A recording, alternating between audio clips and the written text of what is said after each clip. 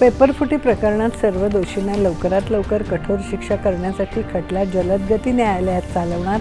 युवकांच्या भवितव्याशी खेळणाऱ्यांची गय नाही, पंतप्रधानांचा निर्वाळा.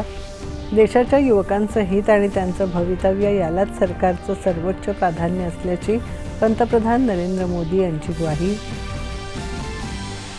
केंद्र सरकारने आंदोलक विद्यार्थी प्रतिनिधींना चर्चेसाठी 4 अधिकृत प्रस्ताव पाठवले असून सरकार कोणत्याही वेळी सर्व मुद्द्यांवर चर्चेला तयार.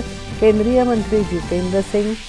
शिक्षण मंत्र्यांनी राजीनामा दिल्यानंतरच संसदेत पेपरफुटी प्रकरणावर चर्चा करण्यावर विरोधक ठाम. कोणत्याही अटी न ठेवता खुलेपणाने चर्चेचं सरकारचं आवाहन.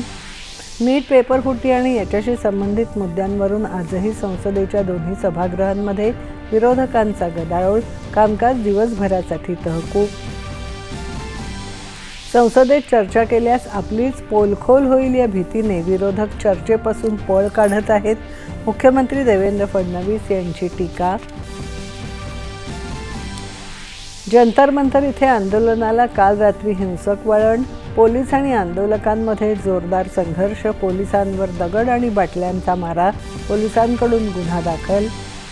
जंतर मंतरवरच्या आंदोलन स्थळावर झालेल्या दगडफेकीत 2 सहाय्यक पोलीस आयुक्त आणि 2 पोलीस निरीक्षकांसह पोलीस आणि शीघ्र कृती दलाचे 12 जवान जखमी.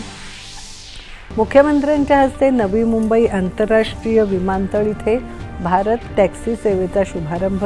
प्रवाशांना एकाच ॲपवरून कॅब, ऑटो रिक्षा आणि बाईक टॅक्सी बुक करण्याची सुविधा. आज ग्लासगो इथे राष्ट्रकुल क्रीडा स्पर्धांची होणार सुरुवात. 74 देशांमधले सुमारे 3000 खेळाडू 10 क्रीडा प्रकारांमध्ये सहभागी होणार. आणि राज्यात पावसाचा जोर वाढला. पुणे आणि नाशिक घाट परिसर तसंच ठाणे आणि पालघर जिल्ह्याला मुसळधार ते अतिमुसळधार पावसाचा रेड अलर्ट. नमस्कार. 7च्या बातमीपत्रात मी स्नेहा.